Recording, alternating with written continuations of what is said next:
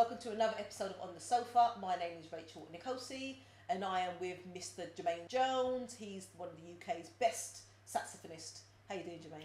I'm doing well. Thank you for the lovely introduction. You're welcome. Good. How's COVID been treating you? COVID, it's been like everyone else, has been up and down. It's been a roller coaster, but I'm still here, and I've survived the worst. Should I say so? Yeah. Gosh. All good. So tell me, how did you become a saxophonist? What was the journey that you took? Oh my gosh, the journey. It's been a very long journey. That saying, "No one comes from nowhere," is very true. But it started in school. I was inspired by my dad, his love of the saxophone. That was my introduction to the saxophone. But it wasn't until actually leaving school, after, as you do when you're 11, 12, you play an instrument, you kind of give up, you quit. It wasn't until I was about 18, 19 that I decided this is what I want to do, after having a sort of office job in on Regent Street. Actually, I do remember that day. And I decided it's not for me. What do I like? I like music.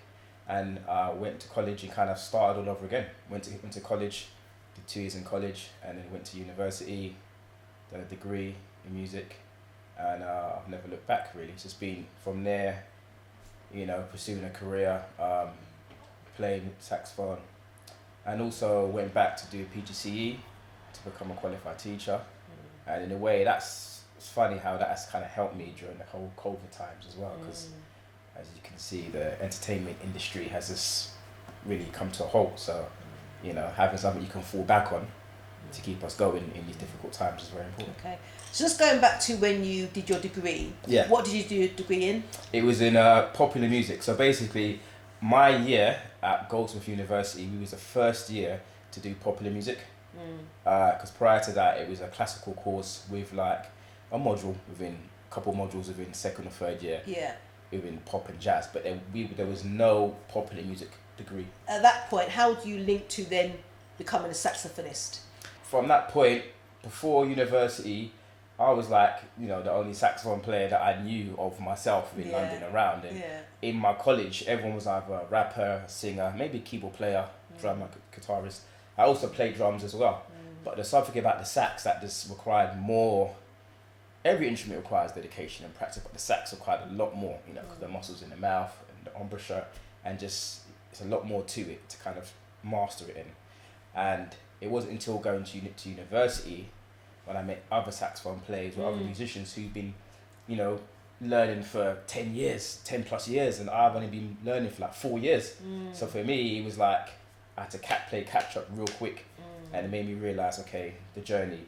And from there, it was just like, opportunities came my way, doing workshops with young people, teaching them drums and saxophone, people just admiring the saxophone and, demanded me to kind of, could you come and play, at my wedding, could you do this for me, do that for me?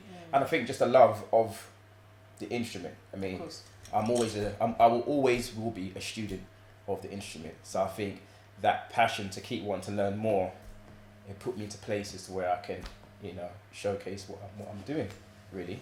When was your first gig and how did it go? First paid gig or just amateur, just getting to know? Take the question how you like to take it. Oh gosh, my first gig, it has to be in college. When I was Southwark College in Bermondsey, and we done a showcase. I was on the BTEC course, music BTEC, and I played a bit of drums, but then drums was fine because you're in the back. You play the groove, you're in a pocket, no one can really see you, fine. And I played the saxophone. I think I played like a Herbie Hancock tune, Cantaloupe Island or Watermelon Man. And I remember my hand was just shaking. I remember because the nerves and the things, like if you're nervous playing the drums or something, you can get away with it, you can compose yourself. But when you're nervous and you play a wind instrument, you're singing, that shake and witheriness is going to come through your sound. And so it was, I haven't got the footage of myself, but I know the college filmed it, so I would love to see that video. I would so love to see it. First paid gig, oh my gosh, that's taking me back. I mean, it probably has to be, I can't remember, it probably has to be where the thing is, when starting a craft, you do a lot of things for kind of free. Yeah. So I probably remember doing a lot of, you know, open mics, showcases, things for free. So first proper pay gig may be like someone's birthday or a wedding. I can't pinpoint who that person was, but yeah, that was probably years after I left college, maybe when I was in university. Tell a lie, no, sorry, it was because I did a lot of band work, so I was in a lot of sort of tribute bands. I was in quite a lot of different bands, you know, soul bands, you know, I was in a Fela Kuti tribute band, so little things like that. That's probably where I got my first paid work, because I wasn't really a solo, I was kind of amongst people, a group. Right. So then, you know, you just playing a few notes, playing a few stabs. Yeah. You're playing like your sort of pop tunes, your Michael Jacksons, you play the horn parts. That's it really. So that was probably my first paid gig, yeah. Okay. Yeah. Good, sounds good. Yeah. So fast forward to today, Yes. this era, this decade, where do you typically perform? Wow, before COVID. Before COVID. It's a very mixture of things. So I find that playing a saxophone, I can fit into many different pockets, different, you know, scenarios, environments. So a lot of my work was coming from just playing in clubs, like playing with like DJs. So I would have like these residencies in clubs where people are partying. I don't know if you've witnessed this before. You may have like a bongo player and a sax player turns up, and literally I don't have a clue what the DJs are going to play. I think I've been to those places. And then you hear the music and you just kind of improvise on it. That's right. So a lot of that, a mixture stuff, corporate gigs, weddings, working with singers, you know, different sort of vocalists. So it's a real mixture. Yes. I think that's what I love about the instrument. I can just fit into different things. It's not just like, okay, you have to play with a 4-piece jazz band. Yeah. I can play by myself, DJ, with a singer, a duo, Fantastic. a bigger band. So like, so it's a real mixture really. Good. Yeah. And I do know that during COVID has been a difficult time for a lot of people in the events industry. But what you've been lucky to do is to perform for people in their or outside their properties, you know, ensuring social distancing and stuff. So tell me a little bit about some of the bookings you've had. Yeah. So how that first happened actually. So go back last year when the Chancellor was on lockdown, and then, you know, we had it was in March, wasn't it? I can't remember the exact date, but there was March nothing 24th, happening. I believe, something around that and time. it's pretty warm, people were out in their gardens and the thing, and I was at home, all my bookings got cancelled. I had a lot of things lined up, you know, some things abroad, which was really fun, but they all got cancelled. And I was like, all my neighbours were outside, and they knew I played the saxophone. They were like, we hear you practice sometimes. They're trying to hint something. So I thought, you know what, one day I just came, I brought my sax out, and I just started to play on the grass. I brought my pulley speaker, and everyone came out of their house. And where I live is like a sort of cul-de-sac, so like, you know, closed off area. Everyone's got their own little patch of grass. Everyone was there, and they were there for a good 2 hours. The sun set, everyone was drinking, it was amazing. Where was the invite? It was a spontaneous thing, Yes. So then a few days later, I got a letter through the door from my neighbour saying, you know, we know you're a professional saxophone player and you're having a hard time, and we appreciate what you've done a few days ago. You didn't have to, and we all gathered around and got some money for you. And it was like £60. Wow. And I was like, wow, that's really lovely, isn't it? That's touching, And then from there, literally, you know, I got requested to kind of play for someone, for their partner in their garden, play Happy Birthday and play a song. I'd done that. I was meant to play at a wedding the following week. The bride to be booked and said, could you come and just play for us? My fiance, I'm going to surprise him. Could you just play at the bottom of our sort of flat? I've done that. And then I've done another birthday thing. And I kind of, okay, I'm getting some good response. You know, I posted little snippets on my WhatsApp. People saying, great idea. So I thought, okay, I kind of done a little ad, put the 3 videos together, did a little bit of writing. And I never normally do like a broadcast on my WhatsApp. I'm not really into that. But that day I thought, you know what, I'm going to broadcast this. So I sent it to all of my contacts, and literally, Rachel, within a matter of minutes, seconds, my phone was blowing up. People were like, oh, it's a great idea, I'm going to repost, I'm going to share it. And people were kind of reposting it, sharing it to their friends. And my phone, all week, I was getting inquiries, are you free this day, are you free that day? And that must have been March, April, and that kept me working all the way through to August. Wow. I had bookings literally amazing. every week, two to 3 bookings a week. And it was really good. I mean, for me, that was the first time I realised that the power of people coming together and supporting people can really, you know, because one if you take it and you share it to a friend and a friend shares it, it was just, in a sense, it went viral in a sense of within my little world for me. You know, that 2020 diary, which I threw away. I was like, where's that diary gone? Let me get that diary back. I'm gonna need it. So I opened the diary again, was penciling dates. Brilliant. So that was a really amazing thing. Fantastic. Really amazing, yeah. You are also, you mentioned you did your PGCE. Yes. Some years back, or some decades now, I can imagine. Yes. You're a teacher, a qualified teacher, music teacher. Yes. Tell me, you know, how you fit that in between being a saxophonist and a music teacher. You know, how do you prioritise? Yeah, that is very funny because I done my PGCE 2009, 2010, and then after qualifying, before doing my NQT as a newly qualified teacher, I was doing supply teaching because I wasn't too sure if this was, I wanted to be a full-time teacher.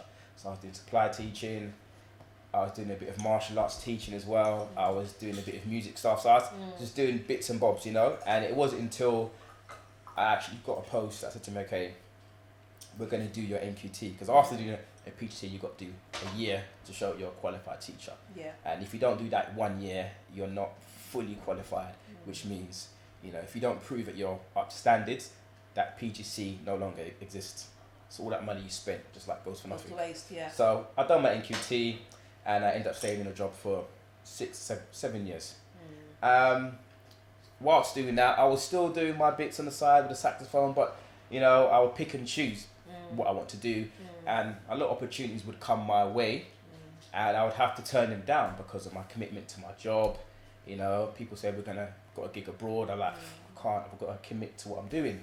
So 2019, I left teaching and pursued music full time. Of course, yeah. I know it was a long time coming, but I done it. I took that big leap, and it was going really, really well. I'm not gonna lie, it was going really well, and I had things set in mind to where I can still go into schools, but do workshops and as a business, as you know, as Jermaine Jones rather than Mr. Jones, sir. You know, yes. Being, you know, it's like my point. I'm saying. So it was going really well, and then COVID came. So, and that is where having that qualification kind of allowed me during a time where there is nowhere to go, there's nowhere to perform, there's nothing happening, where I could go to a school and say, look, this agency needs me here, needs me there. So that's kept me going, actually. Brilliant. I'm kind of lucky and blessed that I can do that, because a lot of people who I know who pursued full-time music long before I was in that world, that's the only thing that they've been doing for years. Yeah. And now that's not happening. Yeah. Kind of. I was just going to say, you know, some people don't have the option. Yeah. They've got one career or one job, and that's all they've ever done or what they're currently doing at the time. Yeah. And you were able to say, well, I've got this skill because I'm a teacher, I can go back and do that, while still getting bookings to be a saxophonist, I can imagine. So I'm glad it works out for you. You mentioned something there, being a martial artist. So hold on one second, just for the viewers. We have Mr. Jermaine Jones, who I introduced as a saxophonist, who's also a qualified teacher. He's also a martial artist. Jermaine, talk to us about this. So, yes, Taekwondo. Yeah. That actually was my first love. Before music, before anything, martial arts. I have to give props and respects to my parents, my mum, and my grandma also, because she worked in a place called St. Mary's Youth Club back in the days. And back in the 80s, late 80s, she, you know, she worked there. And then there was this instructor called Ewan from Panther Taekwondo. If you're into Taekwondo, you would know Panther Taekwondo. And I got into that at a very young age, maybe 6, 7. I can't even remember not doing Taekwondo. That's how young I was. Wow. So all my life I've done it, you know, in my early years, 6, 7, 8, 9, 10, stopped, went back when I was a teenager, stopped, went back in my early 20s. And then in my early 20s, I really was trying to pursue that dream of being on the British team, make it to Olympics. But it's a real commitment, just like anything else. You can't just be in and out, in and out. So unfortunately, I didn't make it to the Olympic level, but I had a lot of international fights. I got my 2nd degree black belt. I was supposed to do my 3rd degree black belt last year. Wow. COVID again, it's kind of put a little halt to that. Yeah. But for me, it's always been a part of my life. Even when I was studying music at Goldsmith University, I was still fighting and still training. And for me, it's a way of, you know, just mind, body, spirit, and just kind of remind yourself that, you know, the achievements I've had before music, taekwondo will always be there. All of the stuff that you do, saxophonist and a teacher and martial artist, they all require a high level of discipline. How do you apply that discipline and ensure that you're always in point for all those different things that you do? That's very true. That's a very good statement. I feel, because sometimes I'm not perfect. Sometimes, I do fall out of sync of my routine. And I think the most important thing is, it's not every day you're not going to feel driven to do something every day. But you got to have that discipline to know, I'm going to do it, regardless. And for me, I feel when I'm at one with my sort of thoughts and fitness, then the music will be better. That's why I've always kept to do martial arts. Okay, I go gym, go for a run. But when I practice taekwondo, it just puts me in a different space, and it kind of reminds me it's more than just punching and kicking, it's everything. So when I practice that for a period of time, then I know, okay, now go and do the sax, and vice versa. If I play the sax for a few hours, then I know, okay, now it's time to do martial arts. So I think it's just having that sort of, just constantly reminding yourself and reminding the brain that you got things to do. Because sometimes, our brain can be lazy, so it's good just to sit on the sofa all day. Sit up is good, but we've got things to do. So I think it's just, and when I kind of look back, that sort of meme, how it started, how it is now, sort of thing. Then there's another chapter, how it's going to be 10 years from now, and so on. And I think the most important thing is as well is looking at the youth that's coming up. So when you look at the young people that I teach or come across in life, it's like, okay, what am I passing down to show them? So if I can see them progressing, I have to progress. I have to get better. Absolutely. I can't just be like, wow, I've done that. No, I still need to get better. I still need to improve. Very true. Yeah. For the viewers watching, what advice would you give them to help ensure they stay disciplined and motivated? I think having to track your thoughts. I mean, in today's day and age, we don't write as much as we used to. Everything's on the phones. I still have a diary on my phone. I put things in there, but I have a written diary. I have a book, and I try to make sure I write in that every day. Not like dear diary, but I write my thoughts. What went well today. If there's something that's upset me, I write it down. Something went well, I write it down. When I practice my saxophone, I write it down, so I can see my thought process from day to day, week to week. And if I've missed something, I can say, okay, well, there's a whole week here, I didn't write anything. Why didn't I write anything? So clearly I wasn't focused. So I think when you write things down, track your thoughts, you're more able to, see where you're going and have that. And setting goals. I mean, I think university taught me that more than anything. How to kind of set goals and how to manage your time, and you to be your own sort of best teacher. Those 3 years there, I learned a lot about music, but I learned more about how to meet people, how to build friendships, connections, and you be your own best teacher. Absolutely. So I think, no one's going to know you better than yourself. So your downfalls and pits. So if you turn on the TV that you're going to be sitting there for 2 hours surfing through, don't turn it on until you've done the things you set ahead so for the day. To stay disciplined and motivated, write things down, be organised, prioritise, and get the tasks out of the way before you do your kind of social activities, time out, etc. And have I have a vision board. People may have heard this before. I have a vision board, and I have it in front of me, and I've put things that I want in life on it, and I have little quotes that I stick on my door. You may think, oh my gosh, I've got these posters everywhere, but for me, it's a reminder. So when I wake up, I see it. I try and read it every night before I go to bed in the morning. Sometimes I don't, but it's a constant reminder it's there. And I think more time, most people will agree, when you have a vision board and you put things you want in life, they kind of, the way you feel, the things you think about, they will gravitate, they will come towards you. Right. It's not always going to be a smooth path. It's going to be a bit like this, but eventually you will get to what you want. And I think we're all on that journey of trying to achieve the things we want in life. So I couldn't agree more. My very last question on the interview is, I see you haven't got your saxophone here, which is fine, but how can people learn about you, hear about you? Where can they find you on social media? Okay, so my website is www.jermainetjones.com, and from there you could find my YouTube page, my Instagram, which is at jjonessax, and all forms of communication through the website, really. Brilliant. And naturally I can book you through that channel also. Yes, there's a contact page. You can email me through there. Well, thank you very much for coming. We haven't finished the interview entirely, because I do have some personality questions for you. Okay. You're late for a big work client meeting, and you know it would not look good if you arrived in the meeting 30 minutes late. Do you miss the meeting saying that you're sick? Casually walk in as if to say you're early? Attend the meeting but orchestrate an exaggerated limp? If it's an important meeting, I have to be there. A big crash on the motorway or something that, delayed my timing, because I'm very good at time, would have to be my answer. Okay. Would have to be my one. Okay. I'll accept that, Jermaine. Yes. Next scenario-based question is, you found yourself in financial difficulty due to personal reasons. Yes. You see somebody drop a bundle of money, and we're saying a bundle, so at least 4 to 5 grand. Ooh. You pick up the money, but by the time you glance up, the person suddenly disappeared. Do you leave the money with a nearby shop in case the person returns to look for the money? Keep it as it's probably a gift from the universe to you? Or share it between some youths hanging around the shops? Woo! Oh gosh, a bundle of money with no identification in it. Nothing like that. Oh, just a bundle of money. Yeah. Oh my gosh. You got 4 options. What do you do? I'll share between myself and my family. Okay.